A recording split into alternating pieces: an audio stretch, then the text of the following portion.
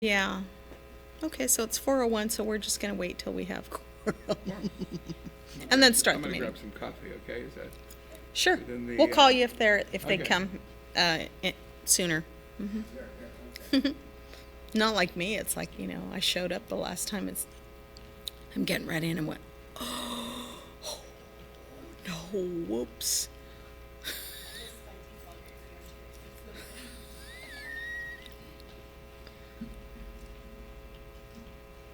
Oh, Christy, um, the the signatures you need on those certificates, those are the signatures you need. So apparently, like everybody did it blue, and I took out the only pen that's in the desk. It's black, and I went, oh.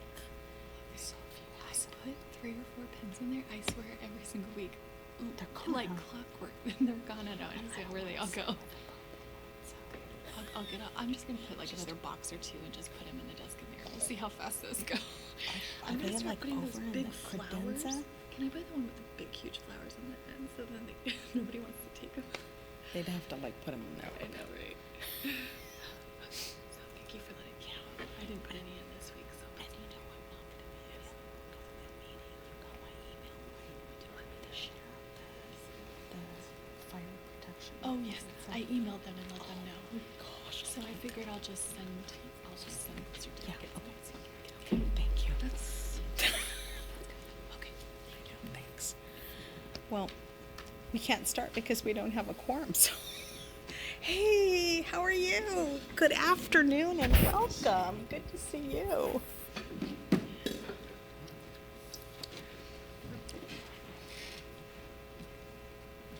So we did get a text message out to Jared, but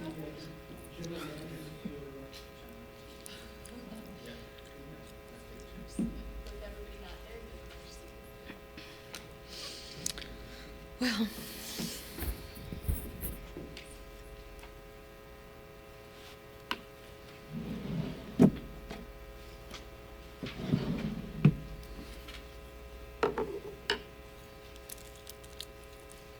Yeah, nice weekend. I know you're such a avid Dodger fan. Been following your clips on Yeah. the Astros. Oh my gosh. It's like, when it. Did you watch that series in Yeah. 2017? Yeah. Yeah, and it's like you sit there and go, what is going on? So you knew it's like, how could they do that? How could they get back to that goal run? How could all these players do so well with the Astros? Yeah. But I had no idea they Did were they have cheating. like I haven't followed it close. Did they have like the things already kind of like tied in? The cameras all tied in. They started it in 2017 in the season and in the playoffs. They used the same system. Oh yeah, because I know like they used to have ways to kind of hide the signals. I know like even when I coached Little League and stuff. They put a camera in the outfield Oh yeah, that's. and it transmitted to the dugout. Oh wow. And then they continued with it. Okay. Okay. Cross our fingers. It's a quick meeting I heard. So then they ended up carrying it through 2018. But by that time, the players just really felt like it was, who cares, right? But the thing was, is that there were 2 managers or coaches that came from the Astros and went to Boston. And Boston won the World Series in 2018. So the kicker is that nobody within, there's Marcia, so we have a quorum. Nobody within the Astros actually talked about it until Mike Freeze, I think is his name, a pitcher to the Twins. And he was then interviewed by the Athletic or the Athletic magazine. They chose he just said they cheated. This was in November. So the commissioner then launched an investigation. So what can they do now? So the thing is that the commissioner's office in the investigation gave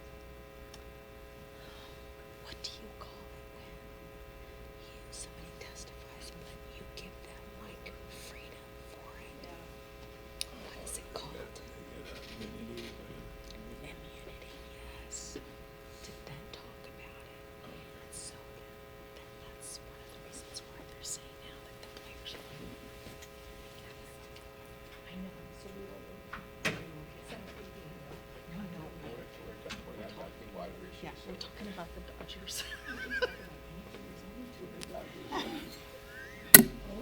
I guess we can tie in the Dodgers.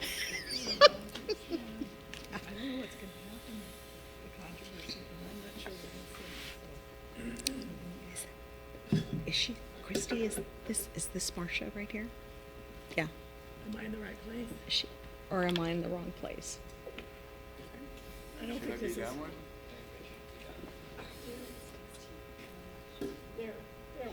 And This is and then Rich over one, okay. Okay, that's okay. So we have 3, right? We can start. Okay, Yes, we have a quorum, yes, but yes, okay. is Laura okay? Yeah, she's on vacation. Oh, so she won't be. And Jared's on his way. Yeah, but I run the meeting, so. No, I know. Yes, yes. No, I know that. Okay. All right, we are calling the Water Agency regular meeting to order here on Tuesday, February 18, 2020. And Madam City Clerk, could we have the roll call, please? Members Marcus, Rollins, ex officio member Jacobson, absent for the record. Vice Chair Bouchard, absent for the record. And Chair Munoz-Schnapp. Here. And Member Hernandez has an excused absence today. So we go into public comment on the agenda, and seeing that there isn't anyone from the public here at this meeting, let's move on to the agenda for this meeting and the approval. I'm wondering on nomination for chair, Mm-hmm. if we can wait until Jared gets. I think that would be okay. So you want to move that whole, that item? Yes, please. Okay, all right, so we'll move it to maybe the end of the meeting, depending on, I know he's on his way. But, okay, all right. So is there then a motion for approval on the agenda? Okay, okay. All those in favor? Aye. Opposed? None. So motion carries unanimously. So let's move on to there isn't a presentation. Okay. Let's move on to consent agenda. And on the consent agenda, we have item number 3, minutes of the Water Agency regular meeting of January 21st, 2020. And item number 4, finance cash disbursements for January 10, 2020 through February 6, 2020. Move to approve 3 and 4. Yes, the consent agenda? Mm-hmm. Fine. Okay. All right. Okay, motion is seconded. All those in favor? Aye. Opposed? None. Motion carries unanimously. Okay. So then let's move on to business item number 6, the Brackish Water Reclamation Demonstration Facility, the operational report. Mr. Villafana? Good afternoon, Board. This afternoon, for the month of January, the PHWA demand was approximately 2.56 million gallons per day, which was more than our demand in December. Our demand in December was 2.41 million gallons per day. And for reference, last January, our demand was 2.67 million gallons. So we were less than last January, but more than this past December. The SDIs, which are the Silt Density Index, they were below 1 for the entire month. The threshold is 3. If it exceeds 3, we cannot run the membranes. So the membranes were in operation the entire month of January.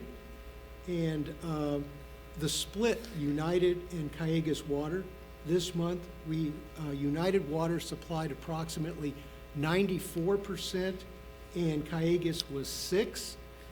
The reason for this, because it's typically a 20-80 split, is we worked with our Navy partners and requested that they start filling their tanks later in the evening. And this allowed for a better optimization of the United Water. So by starting to fill their tanks at 10 o'clock instead of 7:30, that's why we were able to use much less Cayugas water and much more United Water. Now, this will be good for the winter months. However, And this is the first time they've been able to do this changeover. So probably in May, it won't be, we'll go back to the more traditional 20-80 split. But for right now, we've got a benefit of doing this. Why did they have to return? Because our demand goes up in the summer months. You will see our demand starting to creep up as we start getting into, and I anticipate, They're changing over. why are they, Did you say the Navy would be returning? No. Or you're just saying the demand? the demand ratio, typically, right, well, yes, our demand will go back up as the summer months come on, because traditionally there's more demand during the summer months. And the split, normally we take 80% of our water from United Water and 20% from Cayugas. But because we worked with our Navy partners and talked to them about a way to optimize the Cayugas take, and the United take, and there's a benefit for United on this too, because of the some chemical dosing and chlorine residuals that have a problem when we take a lot more Cayugas water. So it's a Can they win. continue, can the Navy, my question really referred to the Navy, and they're continuing? To fill later in the evening? Yes. We hope so. We're gonna be looking at this month by month, but I anticipate the ratio of water taken from United and Cayugas will go back to closer to the 20-80 split that we've had. But right now, we've got only 6% Cayugas and 94% United. How, I still don't understand how changing from 7 to 10 changes. Because it's a lower demand. When at 7:30 in the evening, we still have a high demand for water. And so if the Navy begins filling their tanks, we have to take more Cayugas water to meet that. But by starting at 10 o'clock or 10:30, by that time, the overall demand from the Channel Islands Beach District and the city has gone down. So we can take more Cayugas water, more United water to take that. We don't have as much of a problem then, because there's a higher demand right around 7:30 in that time. And so by shifting the time to fill their tanks, we don't have to take as much Cayugas water. And we're going to be continuing to work with the Navy and hopefully continue to do this. That seems like a really reasonable solution for this, because I know that the Cayugas water is much more expensive than Correct. the United. Mhm. Correct. Very good. We pay $550 wholesale from United, and Cayugas is $14.50. So per acre foot. So there is a significant difference. Yeah. And I also, I talked to Pete, and I am going to give a brief update on some capital projects. As you know, we got the budget through, and that was great work on everybody, and a really collaboration with Mr. Martinez on that. As we said, we have reserve funds set aside. We're going to be going out for requests for proposals for membrane replacement. And then, if you recall the Fleming report, which was the condition assessment, one of the items that was identified was an arc flash study at the plant. And arc flash has to do with the National Electrical Code, its safety, where we have inspection of our heavy switchgear, and you have to post what the proper PPE, personal protection equipment, required, and how to service that equipment. And so I'm going to be bringing on a consultant to do this. I did the same thing with heavy switchgear at the County of Ventura years ago. And so this is a safety, and we have the funds available, as you recall from our reserves.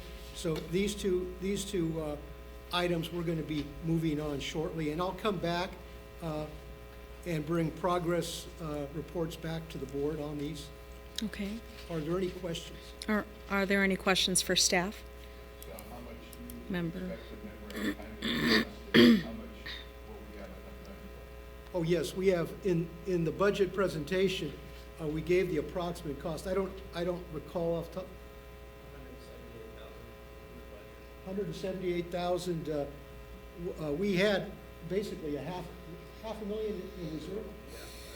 We had 508 in reserves, and we had allocated 178,000 approximately for membrane replacement, and the arc flash study will be less than $40,000. So we have ample reserves to tackle these two important items. Okay, any other questions? I have a question on the demand that we have. Last year at this time, were we running the membrane? Do you know? Yeah, I believe we were, because during the winter months, United does not have to pump from the lower wells.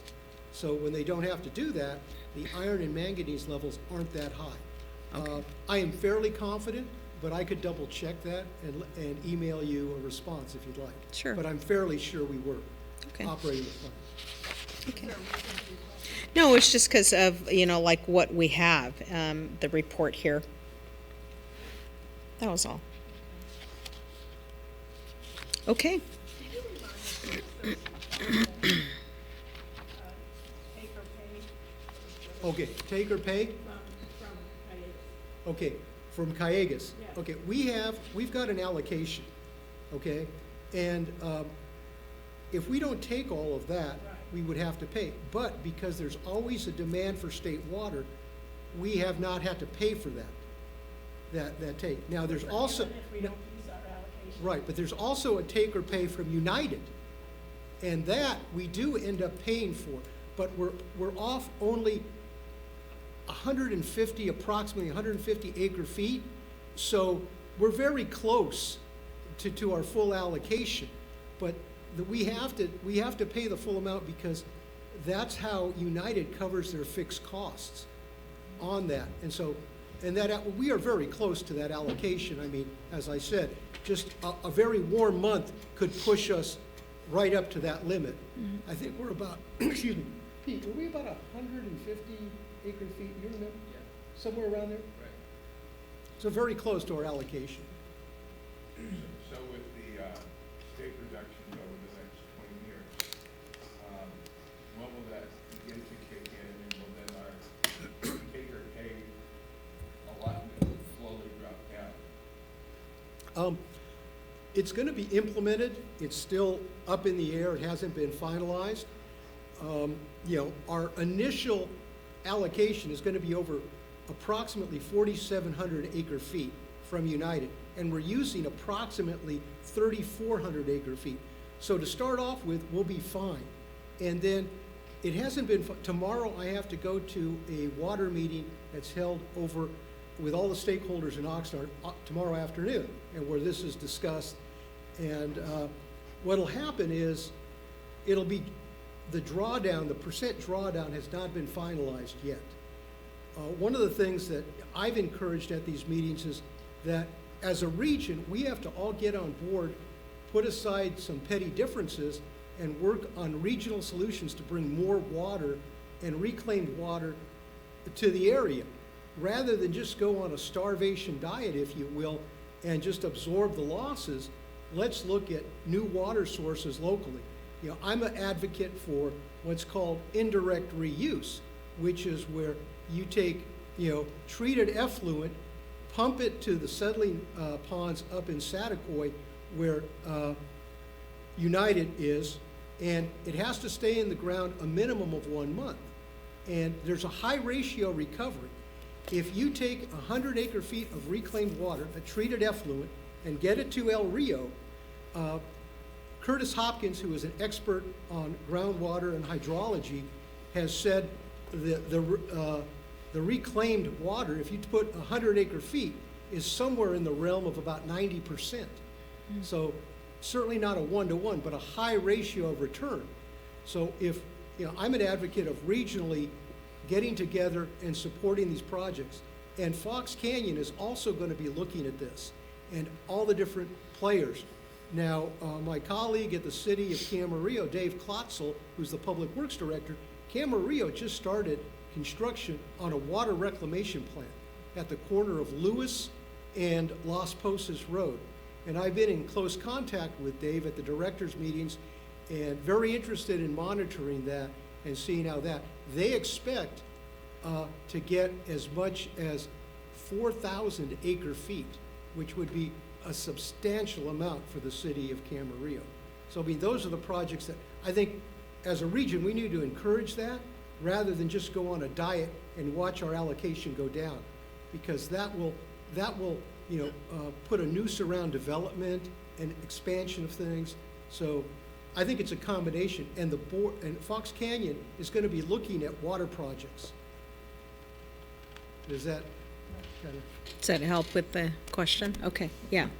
Did you have a question, Member Bouchard? I just would like to compliment staff on where you're at. And this director couldn't agree more with the need for regional collaboration. And one of the biggest things I think we can continue to do as board members, as staff members in the water community, is to, where you have contacts with people who influence these things, is try and ensure that policy that's drafted that will manage the groundwater in Ventura County and the GMA subbasins, the policy that's adopted has those goals embedded within it. We just watched a 2.5-year allocation program come forward from the GMA that did not necessarily support collaboration and conjunctive use, and created a lot of turmoil out on the land side. And to the extent that it's my understanding that the GMA just received a grant from the Department of Water Resources to bring a facilitator in to try and readdress some of those issues. But the policymakers will ultimately have to accept that and kind of make a little bit of a deviation from where they've gone in a hard, fast, just cut water in the future and we're going to conserve our way out of this mess. What Mr. Villafana just said is absolutely true. The only way is through regional collaboration and the development of new projects. And we just haven't seen the policy that supports the investment in that today. And so it's going to be incumbent on all of us over the next 5 to 10 years to remain engaged and try and influence where we have the ability to, and really be able to articulate the problems and our support for conjunctive use projects. We have sitting next door to us, to our plant, the AWPF facility with the city of Oxnard. That came with a great deal of federal funds and other funds. That's a regional project. While it may be an Oxnard asset, we all need to support getting that water out in the land side so that individual agencies are not hurt for that investment, such as what this agency has faced and some of its folks for the investment that we made into what was really a sub-regional facility and provided regional benefit. But the clock on supporting that did not start until afterwards. So we made the investment. They said, oh, good job. Glad you did that, but now you get to share the pain with everybody else. And so making sure that policy respects those things going forward, I think, is going to be important. Now, one of the things that, going with what you just said, Member Bouchard, is that I recall that there was an idea where Oxnard would take the reclaimed water and put it back into those feeding ponds up north to then benefit those that then draw through United. And I thought that was an idea maybe about a year and a half ago. Does that sound familiar, Mr. Villafana? They're working on an injection well, and there is some controversy over the amount of reclamation on their injection well. The experts, as I said, Mr. Hopkins, has shown fairly clearly that you get a better return on the water that that's sent up if you send it all the way to the El Rio spreading grounds. Their return in the injection well is not as high. I don't know the specifics. I have not seen studies, but I do know it is not as high. Coupled, I was just sitting in a meeting on this particular subject, and that came up this morning. And like I said, it's a regional collaboration and understanding how it all works. While Mr. Hopkins' studies show a 90% recovery when you put it up into the forebay and allow the percolation because of the benefit we receive of having that kind of geology here, there's a balance that has to occur, and where regional support and people understanding how water moves, the best benefit for that water is the direct delivery of it in application, and the reason being is that provides a strict one-for-one, where if you say, hey, we're going to deliver this water up to and make it affordable to folks that can use it directly, for every acre foot of that they apply, there's an acre foot of water left in the ground rather than only 90% recovery through a recharge. But you have times when those folks who can make direct use of it, meaning agriculture up the Hueneme corridor, they can't use it during certain times of the year because when it rains, they don't put water on the ground. So it's going to take collaboration and planning and people understanding that while you may not receive the direct benefit of the water, you may not get a drop of the water, we're going to pay through groundwater replenishment fees so that the bank of water that you do get remains larger or grows. So a lot of those kinds of collaborative efforts, but it's tough to get people to, like I said, on the policy side, to believe that it's going to be respected. So that's where we need to come together as a water community and make sure we're pushing for those policies. Member Marcus, you had a Yes, question? I'd just like to agendize at some future date some of this information. Jared has a lot of information. Pete has a lot of information. Don has a lot of information, and the board, some of us are trying to stay at least somewhat even with all of this. So if you could, at some point, every so often, keep the board informed about some of this, it would be really helpful. Well, And, yeah. I'll collaborate with Pete and we'll get it on the agenda. And I'd just like to say that, it's a pleasure to work with Pete, and you can rest assured that, we have one voice when we go to these meetings, both Pete and I, and what we stress is collaboration. So very grateful that you selected Pete as your general manager. Very good, good idea. Thank you. Okay, so anything further? Any further comments or questions for staff on this? All right, so thank you, Mr. Villafana. And then let's move back to the first item here after the agency approval or agenda approval, and that was for the Port Hueneme Water Agency reorganization. So the reorganization normally follows after Challenge Beach District does their reorg and the city of Port Hueneme, because we have an opportunity maybe to change a few people on this board. So just letting you know that it was my pleasure serving as chair this last year. I really enjoyed it. I've been part of this group for a number of years, and so, as it turns every other year for the city to have a representative, I really have enjoyed taking the helm and working through some issues, but also maybe forward planning and trying to make sure that as we launched into either some of these plans and or budget that we carried forward on it. So thank you everyone for allowing me to serve in this capacity. So as we move into this reorganization, I will take a nomination for chair. I would like to nominate Jared Bouchard for chair, and I'd like to thank you, Sylvia, for your service. And I think Chairman or Member Bouchard would make a wonderful chair. He's very, very knowledgeable. Absolutely. Are there any other nominations for chair? No, so close. So all those, should we say all those in favor? Do you want to do a roll call? We need a second. What would I you guess. say? Roll call? Okay, Madam Clerk. Member Marcus? Yeah, aye. Member Rollins? Yes. Chair Munoz-Schnapp? Yes.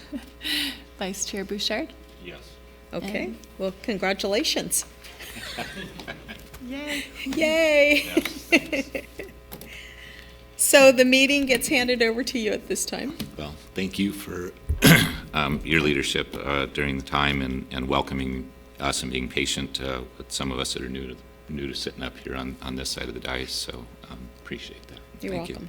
you. So following agency practice, the next nomination will be for vice chair, and that vice chair should be a member of the City of Port Hueneme Council, one of the three representatives here, as that's how this has been set up throughout the years. So take nomination for the vice chair position from one of the City of Port Hueneme members.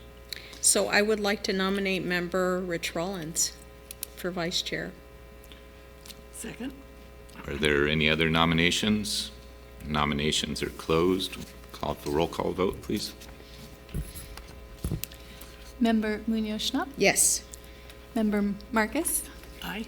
Chair Bouchard, Aye. Member Rollins. Yes. Passes. Okay. Okay, so I'm guessing, I tried to listen, but I came in just a couple minutes late, so I know that we took the brackish water demonstration facility operational report out of order. Was that the only item that was moved on the No, agenda? we took the reorganization out of order, so we pushed it to the end, so we've So done we've already- everything. So we're done? Yep.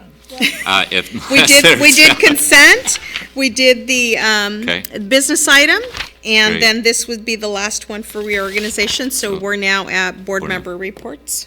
So do we have any board member reports, comments, or requests for future agenda items? I guess I'd like to introduce, please stand up, Brad Connors, our new city manager, who will be starting today, is it? Or am I correct?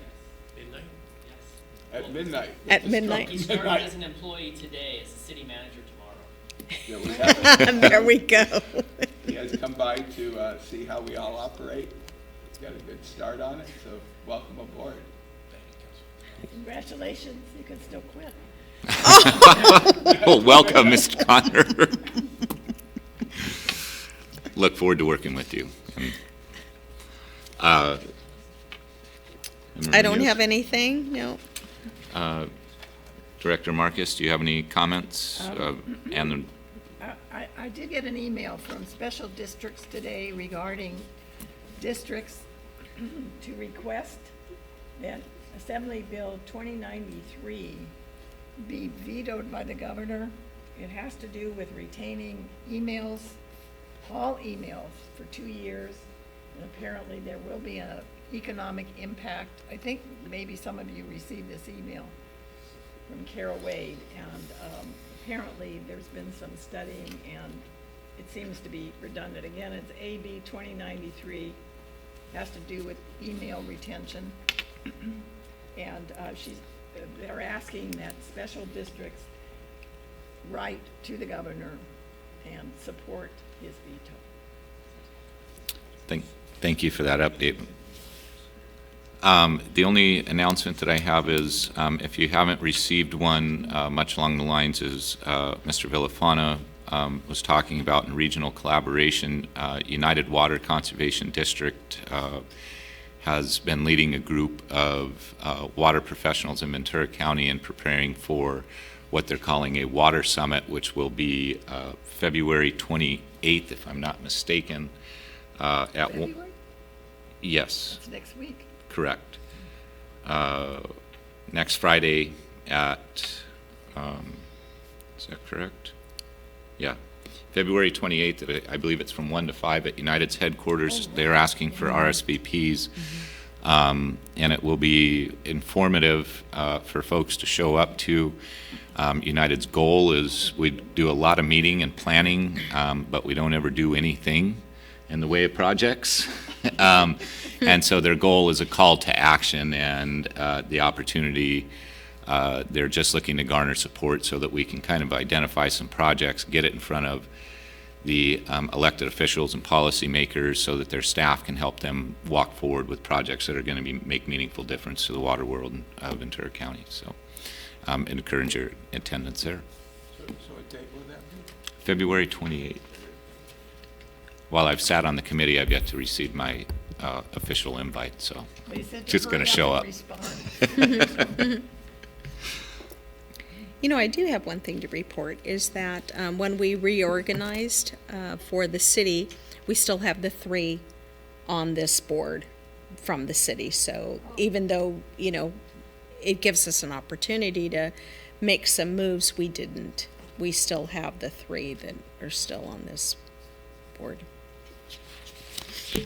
With that, if there's no further comments, we will go ahead and adjourn the meeting at 4:36. Okay. Thank you. Thank you.